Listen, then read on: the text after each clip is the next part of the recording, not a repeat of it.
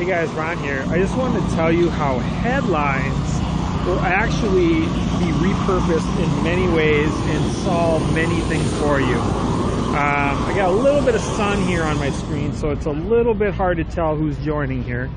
Sorry about that, but here's the deal. When you're posting headlines on opt-in pages to collect email addresses, you're using headlines on Facebook. Those are just a couple examples I'd like to use in this scope. You're going to get the right targeted people with the headlines and save years of your time by using the right headline to get the right people. Art Novino, good to see you. Get the right people into your opt-in email list, okay? So just take that as step one. The other thing is when you're on Facebook, what happens is when your page starts to get larger into the thousands, if you have the right headlines, what happens is people will not only more likely to share them, they're more likely to click on them, which will get them to go more viral, which will get you to go from 5% reach up to 100% reach. When you get to a higher reach, you have a higher likelihood of reaching a higher audience because of the clicks on the good headline, which then gives you a better opportunity to get more shares.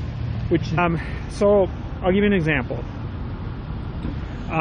Real estate agent has an email list, and he's had an email list of 1,000 people for 6 months. They've been following him and stuff, and he sends out an email that says he has their names and phone numbers in the email list because he's been doing it for a while, and he met them at networking events. He got their permission to get them on the email list. He's got their business cards. Some of them don't have business cards because they're not business people. Point is, he's got their name and their phone numbers. They're in the database. He's using Constant Contact.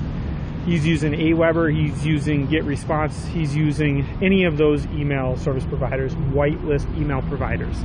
Okay, so now imagine that he sends out an email to those guys. But his email doesn't just say 3 tips on why buying a home this year is a good idea. That's a very soft email that anybody would open. And what he's really looking for is people in the decision process.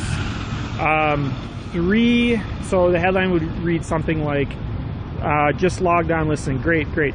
Okay, so so I'm fast forwarding to the email part, okay? So the email part is somebody's opening an email, okay? How you doing? Hi, good, how are you? You got $1 to spare? I don't, no, sorry. So somebody opens an email and, excuse me for a second here. Somebody opens your email, but you want to be very specific on your headline on what that email is, okay? So the email might read something like 3 questions to ask an agent right before you look at houses. 3 questions to ask a mortgage broker before you get pre-approved. 3 things stopping you from getting pre-approved for a mortgage. These are questions that people are thinking right before they're ready to make a decision to work with a mortgage broker, to work with a real estate agent, and so forth. And so what happens is when you track the people that open those emails, again, you have their phone numbers. So now you're going to go into your stats and you're going to export the list of the people, the names and the phone numbers of the people that actually open those emails. And you might have 100 people that open emails, 50 people that open the emails. So then you can call those people, right? You can call those people. I am not a realtor.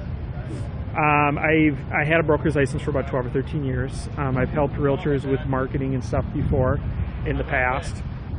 And so this is just a way where you can save people a lot of time. So think of it that way, 3 questions you would ask. You can even get more specific than that. 3 questions to ask your mortgage broker this week, or 3 questions to ask your mortgage broker by next Friday. The more specific you are on the timeline, and you're not 27 tips to ask a mortgage broker this year. That's somebody that's still in the beginning of the process. You'd be looking for something more like the final 3 questions before getting pre-approved. And then you'd take those people, track the people that open the email. You'd have their names and their phone numbers, and you could call them back and just say, hey, I noticed you opened the email, and I'm just following up with you, see if you have some questions about such and such. Now, what you could run into is you could have 50 people that open the email and be like, yeah, I wasn't really ready to make a decision yet. Thanks for calling back. Maybe call back in a couple months.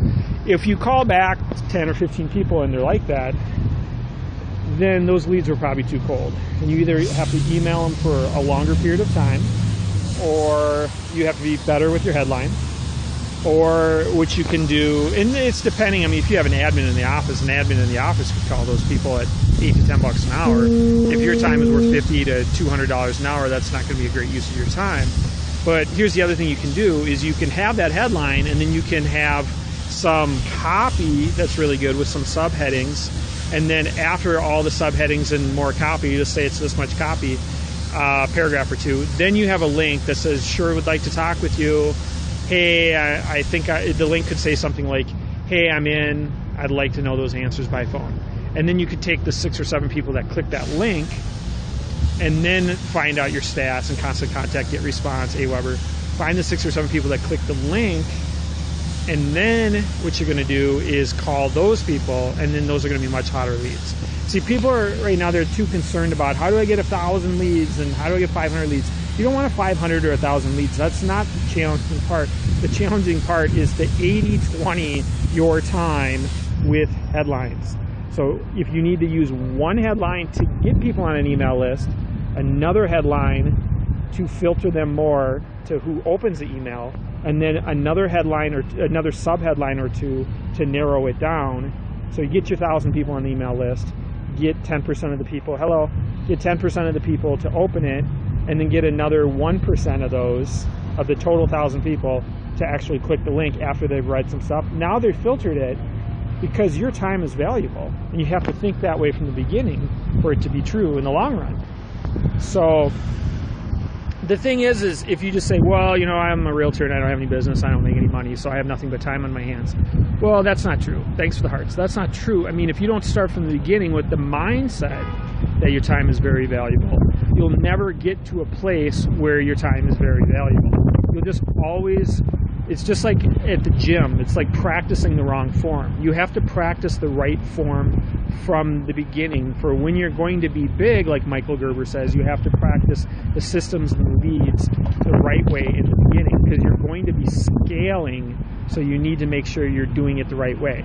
So you're going to have the right headline for the opt-in page, you're going to get the people on the email list, and then you're going to have subheads that they can read through and then click on a link, and it might say something like, yes, I'm ready to talk to somebody by phone, or yes, I have one last question. The link can say whatever you want it to say to filter them out, and then you're going to go back into your get response or your AWeber or any of those autoresponder email whitelist programs, and you're going to call those people back.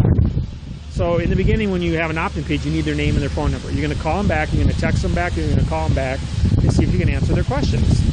And the worst case scenario is you might get a couple unsubscribes, but the other worst case scenario is that they're just too cold of leads, where they're just not worth your time. So you just get better at headlines. You have more copy in your email before the link. You filter it out even more, or you just email them for more weeks or more months before you decide to call them back. Either way, most realtors and most people that network in life are networking with extremely cold prospects.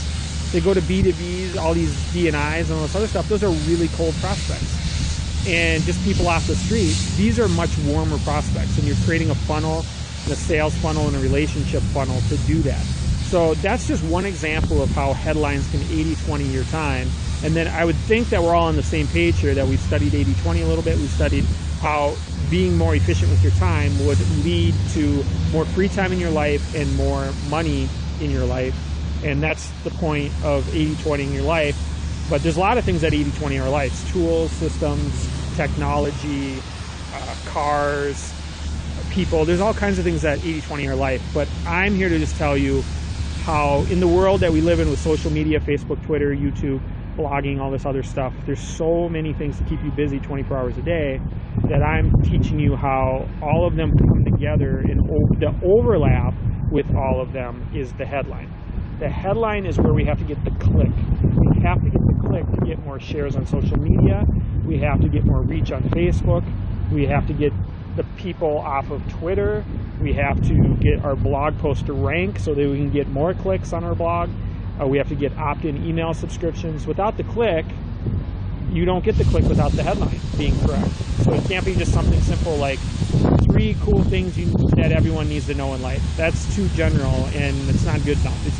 You gotta be always getting better at your headline skills. So I got more scopes coming up in the future. I'm gonna go blog for a little bit for you guys. RonOr.com, RONOR.com. It's also my name here. If you swipe up to the left, to the right, up, everything, you'll see my name in here, RonOr.com. How headlines 80-20 your time is. Meet Mike. Mike's stuck growing his service business. Mike's already wasted too much money and time with failed results. Mike has more cash to invest than time to waste. Mike really values his time. Mike knows marketing is an investment and not an expense. Mike's business has a proven LCV, lifetime customer value, between $5,000 to $1 million. Meet Bob. Bob is also stuck growing his service business, but Bob first needs to achieve a better product market fit which is aligned and in high demand with his target audience. Hi, my name is Ron Orr, and I am your solution to being stuck. I can help you refine your positioning in the market. I can help you refine your elevator pitch. I can help you refine your explainer video. I can help you refine your SEO keyword headlines. I'll help you achieve your 10 times growth mindset. We'll focus on measurable results with my proven formulas.